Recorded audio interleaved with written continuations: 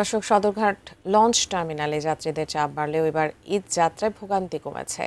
সময় মতো গন্তব্যে ছেড়ে যাচ্ছে লঞ্চগুলো। সহকর্মী মাহাদি সেকেন্দার আছেন সেখানে, বিস্তারিত জানতে সরাসরি যুক্ত হচ্ছি তার সঙ্গে।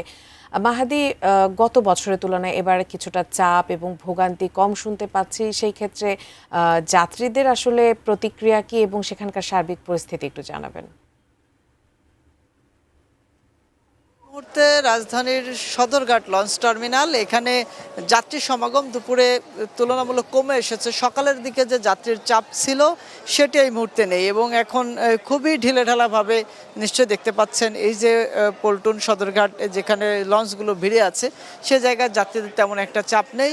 নিরিবিলিভাবেই খুব স্বাভাবিক নিয়মে যাত্রীরা যেমন আসা যাওয়া করে ঠিক তেমনটি দেখা যাচ্ছে। ঈদের কারণে সকালের দিকে যে চাপটি ছিল সেটি এখন নেই এবং একই সাথে কিছুক্ষণ পূর্বে এখানে কোস্টগার্ডের পক্ষ থেকে এখানে সংবাদ সম্মেলন করা হয়েছে, যেখানে বলা হয়েছে নৌপথে নিরাপত্তা নিশ্চিত করতে তাদের 24 ঘন্টা যে টহল কার্যক্রম সেটি থাকছে। একই সাথে যাত্রীরা যদি হয়রানি বা ভোগান্তির শিকার হয় সেক্ষেত্রে এই যাত্রীদেরকে যাতে ভোগান্তি না হয় এ কারণে এখানে অভিযোগ দিলেই তারা সাথে সাথে ব্যবস্থা নেবেন।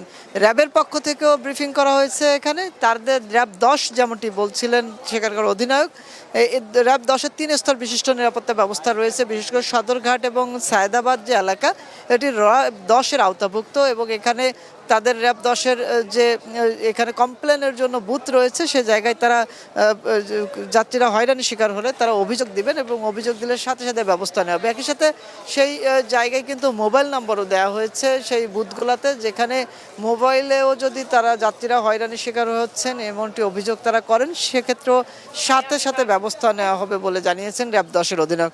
এবং যাত্রীরা যারা আছেন তাদের সাথে কথা বলেছি, তারা যেমনটি বলছিলেন যে ঈদের আনন্দ ভাগাভাগি করতে পরিবারের সাথে যে যাওয়া সেই যাত্রায় তারা যাচ্ছেন। একই সাথে নিরাপত্তা এবং যে ব্যবস্থাপনা রয়েছে বিআইডব্লিউটি এর সদরঘাট লঞ্চ টার্মিনাল কেন্দ্রে সেক্ষেত্রেও তারা সন্তুষ্টি প্রকাশ করেছেন এবং এখন পর্যন্ত কোনো অপ্রীতিকর ঘটনা কিংবা যাত্রী হয়রানি এরকম কোনো বিষয় নেই। এবং কোস্টগার্ডের পক্ষ থেকে বিভিন্ন লঞ্চে অভিযান পরিচালনা করা হয়েছে, অবৈধ কোনো কিছু নিয়ে যাওয়া হচ্ছে কিনা পরিবহনের যে বিষয়টি সেটিও সচেতনভাবে তারা দেখেছে। সব কিছু মিলে উজমা সদরঘাট লঞ্চ টার্মিনালে দুপুরে এই মুহূর্তে যাত্রী যে গন্তব্যে যাবে সেই যাত্রার চাপটি কম এবং স্বাভাবিক নিয়মেই এখন এখানে যাত্রীরা আসছেন, তাদের গন্তব্যের লঞ্চে উঠছেন। সেক্ষেত্রে সকালের যে চাপ সেটি একদমই কমে এসেছে। তো এই ছিল আমার কাছে সদরঘাট লঞ্চ টার্মিনাল এলাকা থেকে সর্বশেষ। উজমা।